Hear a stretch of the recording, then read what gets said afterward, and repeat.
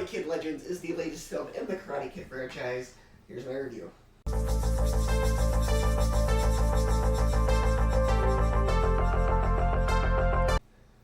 First off, let's get what I'm sure is going to be the biggest question on everyone's minds out of the way. Do you need to have seen the Cobra Kai series in order to understand this movie? No. Which is smart, because the studio realizes that not everyone can afford or even want to subscribe to Netflix. They don't reference the events of the series, it's completely separate. Unlike the MCU and Star Wars, where they now expect you to watch every single TV series. So, how's the film? Well, the two main leads of Ben Wang and Sadie Stanley are great. Stanley especially makes a great love interest in the film. She was in the live-action Disney Channel Kim Possible movie a few years ago, and she was also great in that.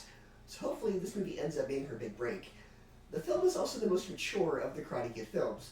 It's the only film in this series to be PG-13, and it delves into themes of survivor's guilt and PTSD. The fight choreography in the film is also well done. However, the film is a mess, both with the narrative structure and the pacing.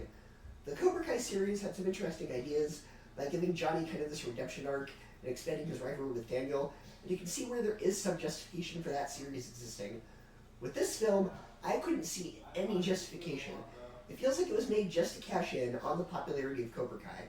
It's such a beat-for-beat rehash of the original, but it feels like the writers took a Mad Libs version of the plot of the original and just filled it in blanks. Kid named blank is from blank and moves to blank. He fights bully named blank and meets love interest named blank. He is then trained by karate master blank and then trains for a tournament. Now, if this were a remake instead of a sequel, I'd probably be less harsh. But because it is a sequel, it feels so lazy and uninspired. And the main character just isn't that interesting. What made the relationship between Daniel and Mr. Miyagi in the original interesting is that Daniel is a boy in need of a father, and Miyagi is a father in need of a son. The main character already has been training under Jackie Chan before the film even starts, so there's not much character development for him. His character arc feels like a sequel to a movie that doesn't exist.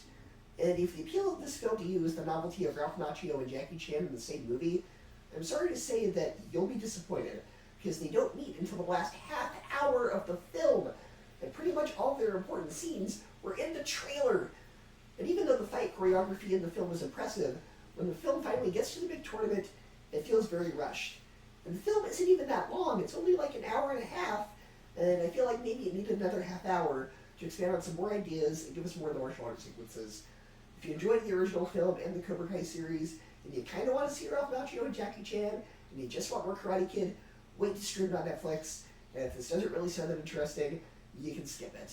So unfortunately, I only have to give this movie a C-, a 6.5 out of 10, and a 2.5 out of 5 stars. It's really not worth your time.